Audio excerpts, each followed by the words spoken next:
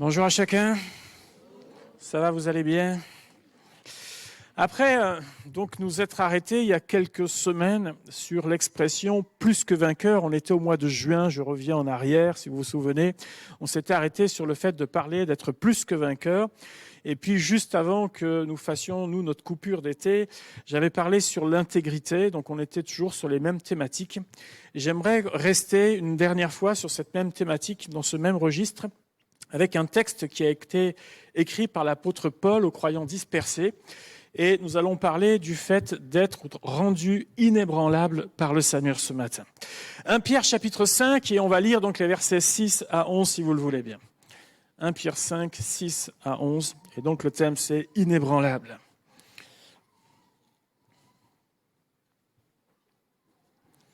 « 1 Pierre 5, versets 6 jusqu'à 11, voilà.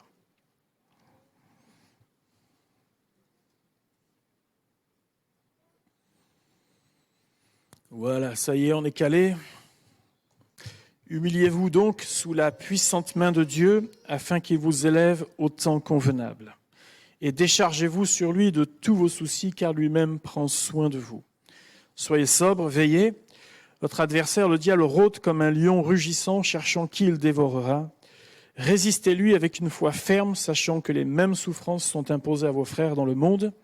Le Dieu de toute grâce, qui vous a appelé en Jésus-Christ à sa gloire éternelle, après que vous aurez souffert un peu de temps, vous perfectionnera lui-même, vous affermira, vous fortifiera, vous rendra inébranlable. À lui soit la puissance au siècle des siècles. Amen. Amen. Donc nous arrêtons sur le fait d'être rendu inébranlable ce matin. Inébranlable, ça signifie avoir la capacité non pas d'éviter les chocs, mais de les absorber. Voilà, je ne sais pas, mais on ne peut pas tout éviter dans la vie.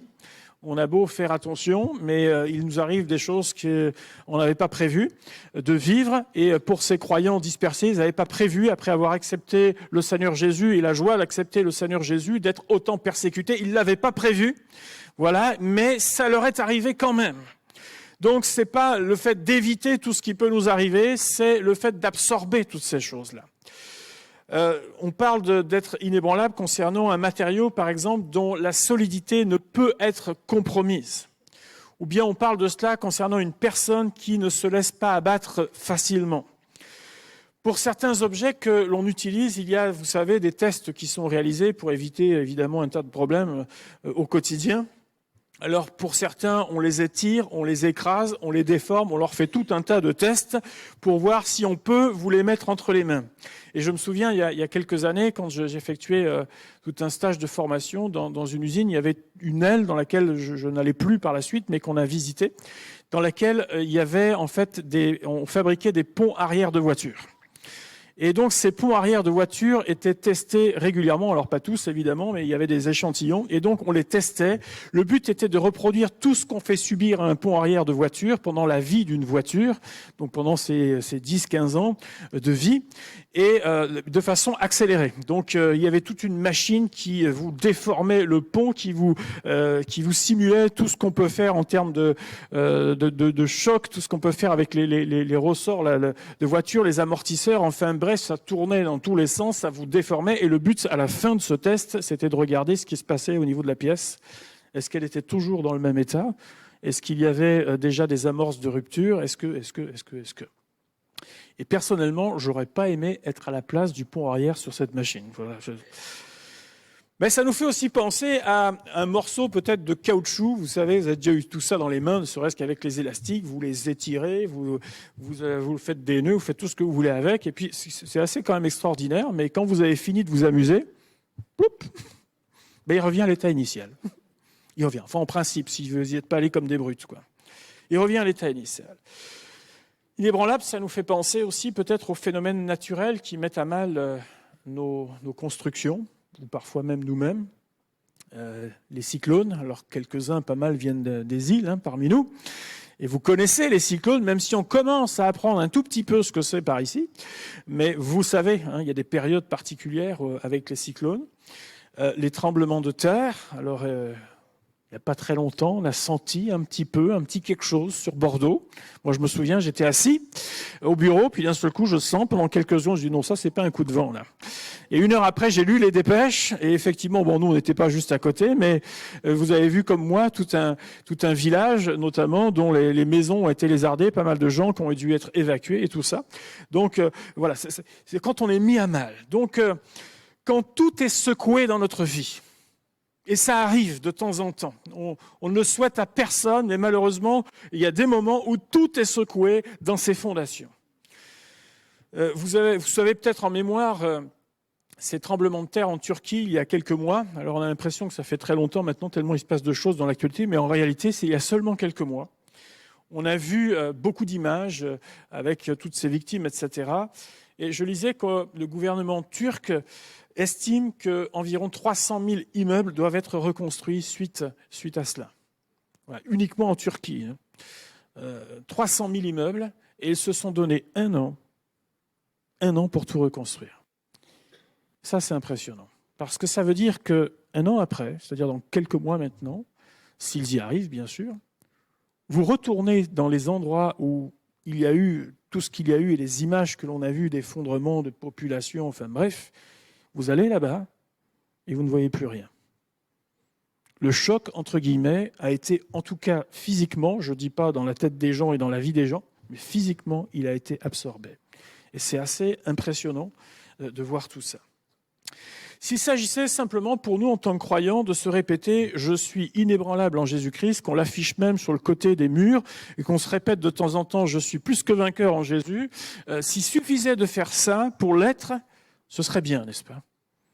On aimerait ça, hein, parce que finalement, on ferait comme on ferait pour un traitement, on se prendrait 3 gouttes tous les matins, et puis on se dirait « Ça y est, c'est bon pour la journée, je suis immunisé », et puis donc rendez-vous demain où je répéterai ma phrase magique. Mais ce texte nous parle plutôt d'un processus que nous mettons en œuvre dans notre vie afin de devenir inébranlable. C'est écrit « vous rendra inébranlable ». Pas dire « vous l'êtes parce que vous êtes croyant », vous l'êtes parce que vous avez reçu Jésus dans votre cœur, mais il vous rendra inébranlable. Il parle déjà à des croyants qui marchent avec le Seigneur. Ça signifie qu'à la base, nous ne le sommes pas, ou nous sommes peu, on va dire, mais qu'il est possible de le devenir, de mieux absorber la pression, de mieux absorber les chocs dans notre vie, de mieux vivre sans se décourager tous les matins. À qui s'adresse cette lettre? Cette lettre, on peut mettre peut-être la carte là. Cette lettre s'adresse aux croyants qui sont dispersés et étrangers. Vous trouverez ça au début de la lettre, c'est-à-dire le pont, la Galatie. Alors, c'est simple, Jérusalem, c'est en bas à droite de la carte. Je ne sais pas si vous arrivez à le lire ou c'est petit encore. Ouais, à peu près. Vous devinez, quoi. Et puis, là, il parle de gens qui sont donc partis dans le pont, la Galatie, la Cappadoce, l'Asie et la Bithynie. C'est simple, là, vous allez soit carrément au nord de cette carte, jusqu'au nord-ouest. L'Asie, c'était pas l'Asie telle qu'on connaît le continent aujourd'hui, c'est l'Asie mineure, donc c'est la partie extrême donc de la Turquie, l'ouest de la Turquie actuelle. Et donc, c'est bon, on peut enlever cette carte. Ce sont des croyants qui, à cause de la persécution, ont été dispersés, c'est-à-dire des gens qui ont été vraiment secoués dans leur vie. Certains à plusieurs centaines de kilomètres. On ne parle pas d'aller dans la ville d'à côté, on ne parle pas de déménager. On a entendu Blanquefort, Villeneuve-d'Ornon tout à l'heure, donc quelqu'un qui va de Villeneuve-d'Ornon, par exemple, à Blanquefort, en disant « Oh là là, quel grand déménagement !» Non, ça c'est pas ça. Là, on parle de centaines de kilomètres pour quelques-uns de leur ville d'origine, et ça signifie tout abandonner pour repartir à zéro. Alors, j'allais dire que nous, aujourd'hui, quand on parle de déménagement, on commence déjà à avoir peur, parce qu'avec tout ce qu'on entasse chez nous, n'est-ce pas? Mais à l'époque, ils avaient au moins l'avantage qu'ils n'avaient pas grand-chose. Voilà, donc ça allait plus vite, en tout cas pour plier les bagages. Mais imaginez, vous prenez votre famille, on quitte l'endroit où on est, parce qu'on n'a pas le choix, et vous errez jusqu'à vous dire on va trouver une place où enfin on va pouvoir faire quelque chose, et c'est des dizaines, des centaines de kilomètres, le temps que ça vous prend, parce qu'on ne parle pas d'avion, on ne parle pas de camion de déménagement, on parle pour plusieurs, pour certains c'était à pied, pour d'autres au mieux avec une mule ou que sais-je encore. On parle de gens dont la vie a été secouée et sacrément secouée, et ce, non pas parce qu'il y a un soulèvement politique ou tout ce que vous voulez, ce, juste parce qu'ils sont croyants. Juste pour ça, juste parce qu'ils ont accepté le nom de Jésus. C'est aussi des endroits où l'évangile avait été répandu, et donc pour eux, c'était, bien sûr, ils ont pu retrouver d'autres croyants. Dans ces endroits où ils sont allés, dans ces provinces où ils sont allés, ils n'étaient pas bien ou pas bien vus d'être chrétiens. Lorsque l'apôtre Pierre leur parle que vous avez été attristés par diverses épreuves, et ça revient un petit peu dans cette lettre comme un fil rouge, un petit peu ce qu'ils vivent, comment ils le vivent, et surtout comment il peut les encourager. Cette lettre est un encouragement pour les croyants dispersés. Il ne s'agit pas de leur dire écoutez, attendez que ça passe, ça fait mal un bon coup, mais voilà. Le but de l'apôtre Pierre, c'est de les encourager dans la fournaise de l'épreuve. Outre le fait d'être un peu désorientés par tout ça, ils arrivaient dans des endroits où il y avait d'autres habitudes, où il y avait d'autres coutumes que les leurs. Et vous savez qu'une chose qui est importante lorsque vous arrivez quelque part, c'est l'intégration. Voilà, c'est l'intégration. Alors s'ils arrivaient en grosse masse, on peut être entre nous. Sinon, il faut réussir à s'intégrer. Or, s'intégrer, c'était compliqué. Et ça se heurtait même à une barrière qu'on pourrait appeler la barrière du compromis. Parce que les gens les incitaient à faire comme eux. Et à un moment donné, à cause de leur foi, ils étaient obligés de dire « Non, on ne va pas faire la fiesta comme vous. On ne va pas faire les rituels comme vous. » Et à un moment donné, il y avait un non qui arrivait. Et si bien qu'ils avaient fui à cause de la persécution, et là, en arrivant dans d'autres endroits, ils étaient aussi mal vus parce qu'ils étaient croyants, et les gens se disaient « Ils ne font pas comme nous, c'est à cause de leur foi. » Et donc, on commençait à s'en prendre à leur foi. C'est comme quelque chose qui se répétait pour eux. L'apôtre Pierre leur dira dans cette lettre, « Bien-aimés, je vous exhorte comme étrangers et voyageurs sur la terre à vous abstenir des convoitises charnelles qui font la guerre à l'âme. » Là, il en parle particulièrement dans le contexte donc, de tentation, de la façon de vivre de ces nations-là. Chapitre 4, verset 12, il leur dira « Bien-aimés, ne soyez pas surpris comme d'une chose étrange qui vous arrive de la fournaise qui est au milieu de vous, pour vous éprouver. » Parfois, on a cette impression que si on est enfant de Dieu, on devrait être immunisé contre tout. Mais j'ai prié, Seigneur. Mais oui, le Seigneur est là, t'inquiète pas. Mais c'est juste qu'il y a un cap, un temps parfois qui est difficile, que tu n'as pas souhaité, que tu n'as pas voulu. Mais je dis, il pleut sur les bons, il pleut aussi sur les méchants, et on n'est pas immunisé contre tout.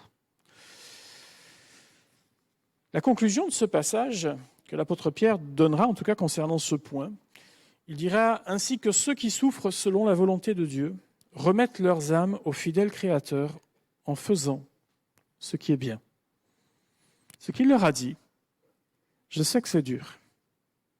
Je sais que vous avez quitté dans de mauvaises conditions. Je sais qu'il y a eu la peur, etc. Je sais que là où vous arrivez, c'est pas simple non plus. Outre le fait de repartir dans la vie, de trouver un travail, de subvenir aux besoins, il y a la non-acceptation du fait d'être étranger, tout ce que vous voulez, et le fait d'avoir une foi différente. Il y a tout ça. Mais il leur dit, continuez à faire ce qui est bien. Continuez à le faire. Vous savez, on peut être bousculé de beaucoup de manières dans la vie. On peut être bousculé dans la cellule familiale. On peut être bousculé aussi parce qu'on est seul et que c'est compliqué de vivre la solitude. On peut être bousculé dans la santé, on peut être bousculé dans la sphère du travail, la pression et tout ce qu'on veut, ou l'impression qu'on n'y arrivera pas ou qu'on va être mis au placard à un moment donné. On peut être secoué matériellement. Certains, avec les intempéries qu'on a eues à un moment donné, ont eu les grêlons là, sur la toiture, etc. Et puis, il y a des périodes. Vous savez, on a l'impression que des fois, il y a des séries. C'est la voiture qui tombe en panne, c'est le lave-linge, c'est la toiture qui commence à fuir. Puis on se dit, mais tout en quelque temps. Et on se dit, c'est pas le moment. De toute façon, c'est jamais le moment. Voilà. Un peu tout qui s'acharne. On peut être secoué spirituellement également. On peut vivre un fort temps de tentation. On peut vivre un fort temps de découragement aussi. Ça nous arrive à tous. Et comment ne pas s'écrouler dans ces temps qui sont pour nous toujours trop longs? L'apôtre Pierre va encourager les croyants et va leur dire non seulement vous n'allez pas vous écrouler, non seulement cela, mais vous allez grandir jusqu'à devenir inébranlable au travers de ça. M. Einstein a dit « Au cœur de chaque difficulté se cache une opportunité ». Et l'apôtre Pierre leur dit « Bien, cette fournaise-là, elle va vous permettre de grandir au point de devenir inébranlable. » Vous avez remarqué qu'avant, dans le texte que nous avons lu, il y a 3 verbes qui sont employés, qui sont ceux-ci. Après que vous aurez souffert un peu de temps, vous perfectionnera lui-même, vous affermira, vous fortifiera et vous rendra inébranlable. Alors je vais les prendre un peu dans le sens inverse, si vous le voulez bien. Je vais commencer par fortifier.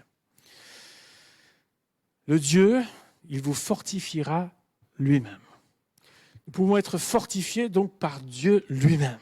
Paul a écrit à Timothée, « Je rends grâce à celui qui m'a fortifié. » Il lui a encore dit, « C'est le Seigneur qui m'a fortifié. » Si on veut bien tendre l'oreille et venir vers notre Seigneur Jésus, notre Dieu, alors que nous marchons en communion avec lui, notre Dieu nous fortifie dans la marche avec lui, jour après jour, n'est-ce pas ? Nous avons une telle nourriture auprès de lui, un tel conseil auprès de lui, que lorsque nous sommes en lui, nous sommes fortifiés, quand bien même nos mains, quand bien même le moral de temps en temps viendrait à baisser, le Seigneur est là, n'est-ce pas ? Et combien de fois il ne l'a pas fait pour nous ? Une autre manière d'être fortifié que nous voyons notamment dans le Nouveau Testament, ce sont justement ces ministères, les dons ministères, où on voit que là, l'apôtre, par exemple, Pierre, a donc écrit cette lettre aux croyants dispersés de façon à les encourager. Eh bien, nous voyons notamment dans le livre des Actes qu'à 4 reprises, il nous est dit que les missionnaires, que ce soit individuellement ou bien collectivement, ils fortifiaient les disciples, ils fortifiaient les églises au travers d'exhortations, au travers d'encouragements ou parfois même juste leur présence. Simplement leur présence avec eux était pour eux l'occasion d'être encouragés. Autre manière d'être fortifié, le fait d'être fortifié, c'est aussi une action que nous pouvons mener nous-mêmes. Si Dieu peut nous fortifier, si d'autres peuvent nous fortifier, on a parlé des dons ministères, mais je dirais chaque croyant peut aider, peut aussi encourager quelqu'un, eh bien nous pouvons aussi nous-mêmes nous fortifier. Éphésiens 6 nous dit « Fortifiez-vous dans le Seigneur ». Alors pas n'importe comment, il dit « Fortifie-toi dans le Seigneur ». Il dit « Fais-le toi-même, fortifie-toi dans le Seigneur ». Et avec ça, il va dire, revêtez-vous, c'est le préambule à tout ce texte que vous connaissez bien sur les armes spirituelles, mais revêtez-vous de toutes les armes de Dieu, afin de pouvoir tenir ferme contre les ruses du diable, car nous n'avons pas à lutter contre la chair et le sang, nous dit la Bible, mais contre les autorités, les princes de ce monde de ténèbres, contre les dominations, contre les autorités, etc. C'est pourquoi prenez toutes les armes de Dieu, afin de pouvoir résister dans le mauvais jour et tenir ferme après avoir tout surmonté. Donc la Bible nous dit, tu peux toi aussi te fortifier dans le Seigneur en prenant toutes les armes que Dieu t'a données, c'est-à-dire la vérité, la justice, le zèle, la foi, la parole de Dieu et la vie nouvelle, le salut qui est en Jésus-Christ. Tu peux aussi le faire en te rappelant ce que le Seigneur a fait pour toi, en te rappelant qui tu es devenu dans le Seigneur, en toi-même, en apprenant à exercer cette défense que tu as contre l'adversaire de ton âme. On oublie parfois que nous avons une lutte aussi spirituelle. C'est vrai parfois par rapport à la persécution, en l'occurrence, nous on ne connaît pas ça ici, au mieux, je dirais, ou au pire, on a quelques remarques concernant notre foi, mais bon, ça va pas trop loin quand même, sauf dans quelques cas exceptionnels, mais on est quand même dans des pays où on a beaucoup de liberté par rapport à notre foi. Mais dans la lutte spirituelle, elle peut prendre d'autres formes. Chez nous, en tout cas en Occident, le relativisme, c'est une sacrée lutte contre le relativisme, vous savez. Bon, c'est comme ça. Puis on ne peut rien y faire. C'est comme ça. Voilà, c'est comme ça. Le relativisme. Mais nous avons des recours dans le Seigneur, n'est-ce pas ? Avec le Seigneur, tout est possible, bien-aimé. C'est comme ça, c'est la réalité d'aujourd'hui, mais demain, ça peut changer. Avec l'aide et la grâce de Dieu, si je le veux bien. On est parfois sujet, l'adversaire sait, n'est-ce pas ? Je parle de découragement de temps en temps, mais il sait. La petite phrase dans notre tête qui va nous... Voilà, on est, du jour au lendemain, on n'est plus bon à rien. On ne sait plus rien faire, comme si en 24 heures, savez, vous étiez à peu près stable, puis d'un seul coup, vous êtes nul partout. Voilà. Vous connaissez ça, n'est-ce pas? Vous connaissez ce discours-là. Et combien on lutte parfois avec ça? Avec ce découragement, à quoi je sers? Enfin bon, bref. La séduction spirituelle également. Quand la Bible nous dit ne vous conformez pas au siècle présent, ben, en fait, c'est une sacrée lutte. D'accord? C'est une sacrée lutte. Parce qu'on vit au milieu de la société. On n'est pas retiré, on n'est pas sur un terrain à part. Non, non. On vit au milieu et résister. Alors, tout n'est pas mauvais, bien entendu, mais résister à certaines formes, eh bien, honnêtement, il faut déjà avoir un sacré discernement, mais aussi, à certains moments, une certaine fermeté pour dire hop là, ça suffit maintenant. Je ne laisse pas ça entrer dans ma vie, je ne laisse pas ça entrer chez moi même. Et puis il y a parfois ces petites phrases que nous entendons, juste une petite phrase, qui parfois vous fait du bien, puis d'autres fois, c'est comme si on vous avait torpillé, quoi. Et pourtant, c'est juste une petite phrase qu'une personne a dite. Ça ne veut pas dire que c'est la pensée de tout le monde, mais c'est une personne qui l'a dite, et là, boum, on est par terre. Si grand ou petit soit-on, en termes de taille, quelles que soient nos responsabilités, tous, une petite phrase parfois. Et vous savez que l'ennemi est malin avec ça, et combien il utilise parfois la petite phrase ou la petite attitude, juste pour nous dire, eh bien, tu vois, hein. Tu vois. Hein. Et là, le moulin à café se met en route. Il s'en passe là-haut des choses. On comprend pourquoi on est fatigué des fois le soir, tellement ça tourne là-haut. Hein. De temps en temps, il faudrait mettre une pause à tout ça et juste refaire le point et dire attends. Voilà, attends. On va remettre les choses tranquillement, dans l'ordre, et puis on va regarder tout ça. On a besoin aussi d'apprendre tout simplement de nos erreurs. Parfois, il y a le cœur qui est un peu dans la duplicité. Vous savez, je dis une chose, puis j'en dis une autre, et puis voilà. Enfin bref, le Seigneur aide-moi à être droit. La Bible nous dit que tout ce qui est vrai, que tout ce qui est honorable, que tout ce qui est juste, tout ce qui est pur, tout ce qui est aimable, tout ce qui mérite l'approbation, ce qui est vertueux et digne de louange, soit l'objet de vos pensées.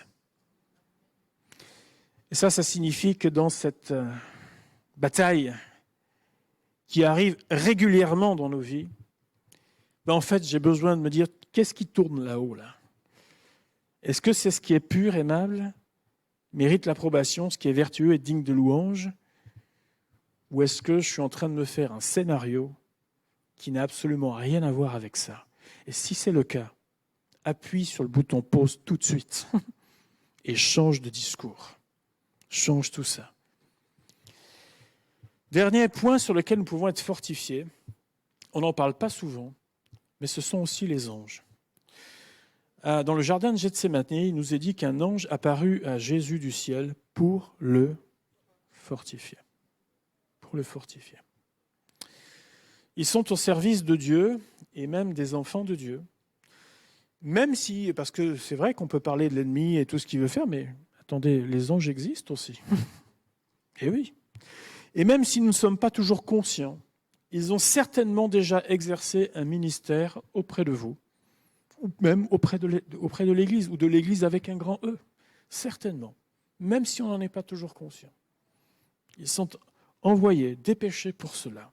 Et puis l'apôtre Paul a écrit « Je puis tout par celui qui me fortifie ».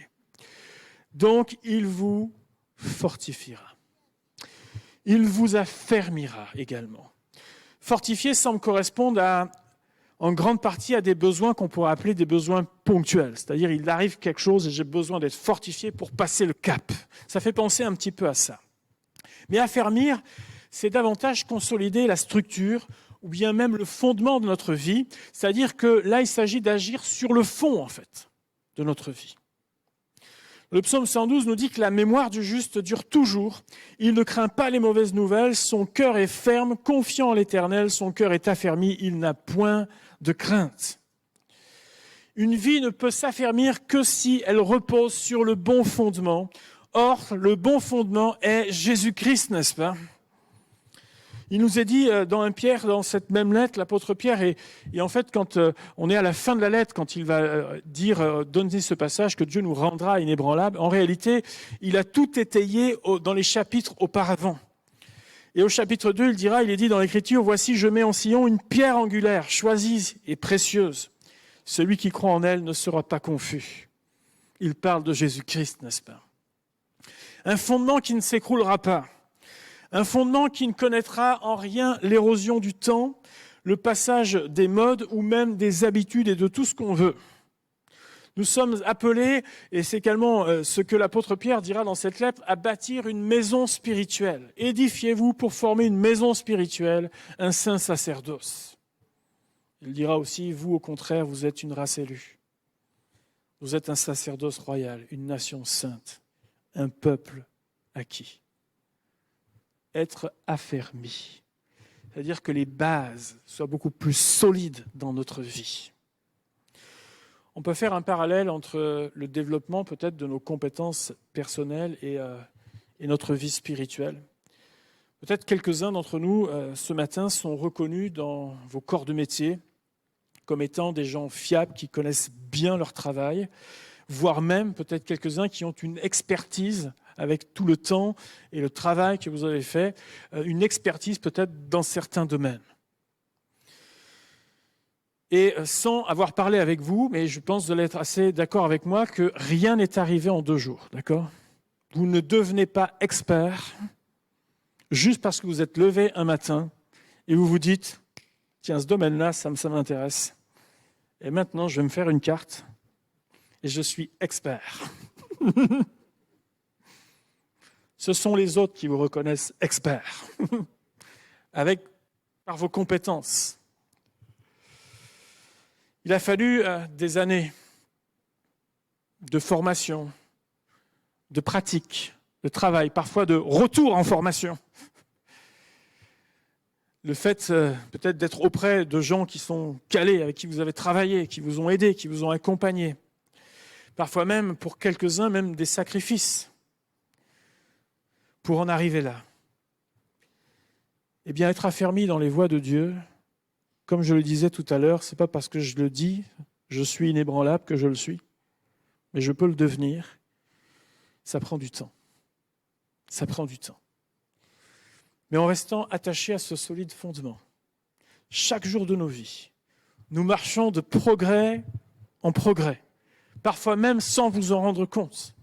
Mais je marche attaché à mon Seigneur, je passe différents obstacles, barrières, je suis arraché, déchiré, je passe à travers le découragement, tout ce que vous voulez. Je me fortifie dans le Seigneur. Je m'affermis parce que je sais que mon Rédempteur est vivant. Je sais qu'il me sortira de là. Je sais qu'il m'accompagnera. Je sais que quand bien même aujourd'hui c'est difficile, quand bien même des larmes peuvent couler, je sais que mon Seigneur me mettra à l'abri. Je sais qu'il me conduira. Nous apprenons aussi de nos erreurs. Combien de fois on s'est fait rouler par l'adversaire de nos âmes, n'est-ce pas?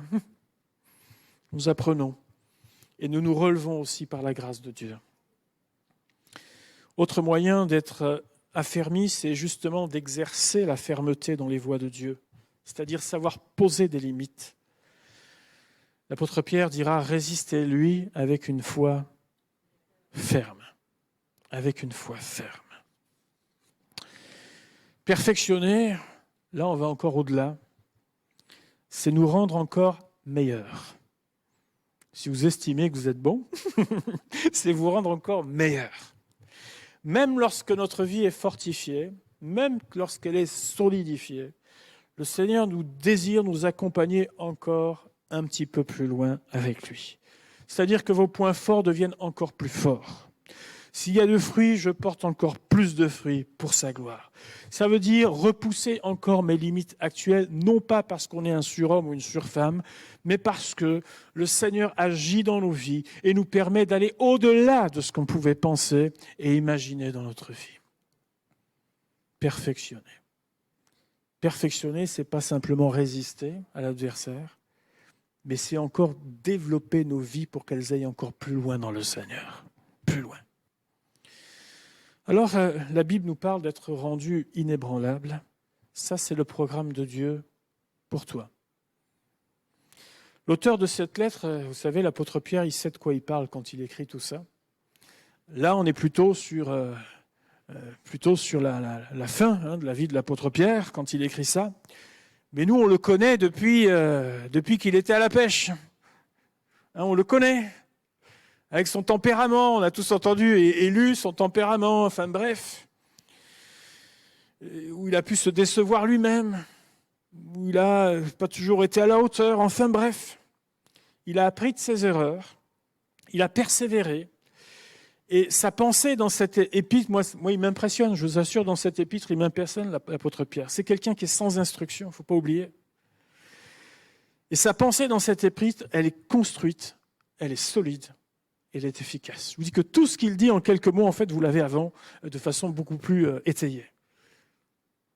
Ça, c'est le travail de Dieu dans sa vie, qui a non seulement fortifié l'apôtre Pierre quand il était chancelant, qui a fait de lui ce qu'on pourrait appeler vraiment un homme de Dieu, un apôtre de Christ, mais quelqu'un qui a compris la marche avec le Seigneur et qui la restitue, qui est lui-même une source d'encouragement pour beaucoup de gens. Quel parcours, n'est-ce pas? Quel parcours! Alors si Dieu a pu le faire pour lui, et on peut dire qu'il a donné un peu de fil à retordre quand même au Seigneur, s'il a pu le faire pour lui, il peut le faire avec nous, n'est-ce pas? Alors que Dieu vous encourage ce matin à être rendu inébranlable dans le Seigneur. Et quand on est secoué dans la vie, et peut-être quelques-uns sont au milieu de l'épreuve, quelques-uns sont au milieu de la tourmente, d'autres viennent d'en sortir et ne sont pas pressés d'y retourner, et je vous comprends. Bien-aimés, ne vous découragez pas. Mais permettez encore à Dieu de vous fortifier. Permettez-lui encore de vous affermir, de vous perfectionner, c'est-à-dire d'aller au-delà de ce que vous étiez même avant cette épreuve, et de lui permettre encore de vous rendre inébranlable. C'est le programme que le Seigneur, en tout cas, désire, je le crois pour chacun d'entre nous, plus que vainqueur, inébranlable, qui ne doivent pas être des slogans pour nous, ou juste des choses qu'on se répète pour essayer de s'auto-persuader que tout va bien, mais ce sont des processus que Dieu fait dans nos vies, dans lesquels nous voulons dire, Seigneur, je ne crois pas à la magie, mais je crois à la marche avec toi, Seigneur. Je crois, Seigneur, à vraiment que l'enfant de Dieu qui vit en toi, il est plus que vainqueur. L'enfant de Dieu qui marche avec toi, qui apprend jour après jour, c'est quelqu'un qui sera rendu inébranlable par ta grâce. Alléluia. Nous voulons prier ce matin. Seigneur notre Dieu, nous voulons bénir ton nom, Seigneur, et te remercier pour le programme que tu as pour nous, qui est celui de ne pas délaisser tes enfants, de les laisser simplement s'écrouler au milieu des difficultés, mais tu es toujours là, Seigneur. Lorsque nous invoquons ton nom, tu es là, Seigneur. Et nous voulons te prier encore ce matin, particulièrement pour ceux qui traversent des temps difficiles, afin que tu les aides, afin que tu les fortifies, afin que tu les affermisses, que tu les perfectionnes, que tu les rendes inébranlables, Seigneur notre Dieu. Aide-nous tous, Seigneur, à progresser dans tes voies. Apprends-nous à nous défendre beaucoup mieux contre l'adversaire de nos âmes, en prenant aussi les armes que tu as mises à notre disposition. Aide-nous à avoir, Seigneur, l'intelligence éveillée. Aide-nous, Seigneur, à comprendre les temps que nous vivons, mais aide-nous aussi à comprendre qui tu es, à comprendre toutes les ressources qui sont en toi, Seigneur, afin de vivre une vie, Seigneur, en toi, parsemé de victoire, parsemé, Seigneur, de progrès. Béni sois-tu, Jésus. Amen. Amen. Dieu vous bénisse.